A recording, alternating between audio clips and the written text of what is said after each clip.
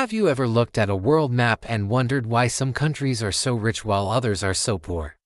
The story is more complicated than you might think, and a huge piece of the puzzle lies in a period of history often called the Age of Discovery.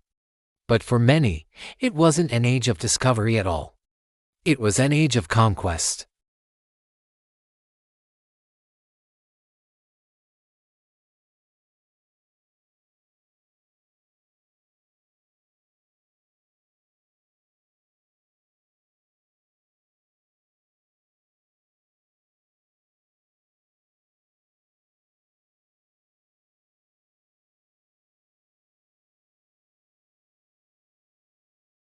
But what they found was something entirely different: new continents, teeming with resources and civilizations that had thrived for centuries.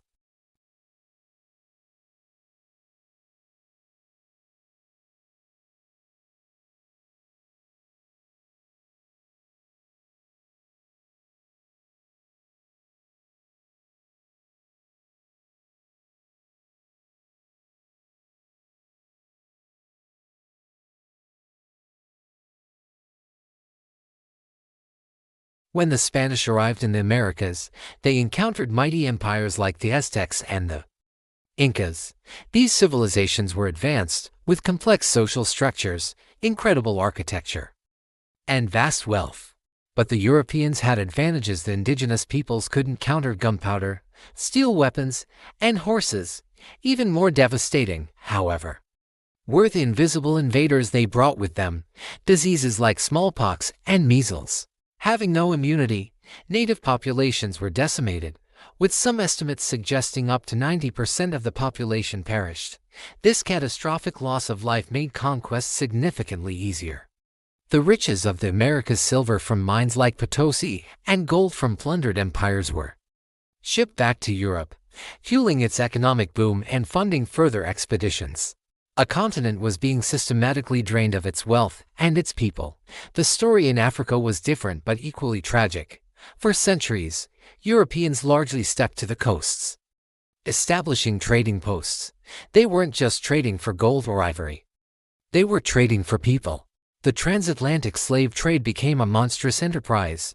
Millions of Africans were forcibly captured, packed onto ships in horrific conditions, and transported to the Americas to work on sugar, cotton, and tobacco plantations. This wasn't just a theft of labor, it was a theft of lives, futures, and the very potential of entire societies. The constant raids and warfare fueled by the demand for slaves destabilized the continent for generations, leaving deep scars that are still visible today. By the 19th century, the game changed again. This was the era of new imperialism. Industrialization had given European nations an even greater technological and military edge.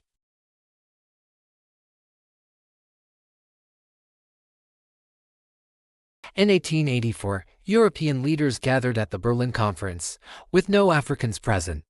They literally drew lines on a map, carving up Africa among themselves.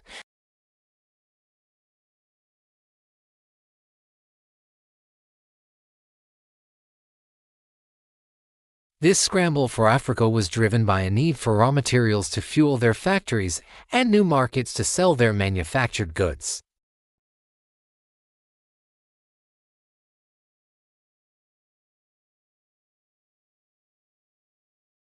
But in reality, it was about economic exploitation and political power. Local economies were destroyed and reshaped to serve European needs, creating a dependency that would last long after independence. So, when we talk about how Europe stole a continent, we're talking about a multi-layered process that spans centuries. It was the violent conquest of empires, the extraction of immense mineral wealth, the brutal enslavement of millions of people, and the political carving up of entire continents for economic gain. The legacy of this era is still with us, shaping global politics, economic inequalities, and even the very borders of the countries we see on the map today.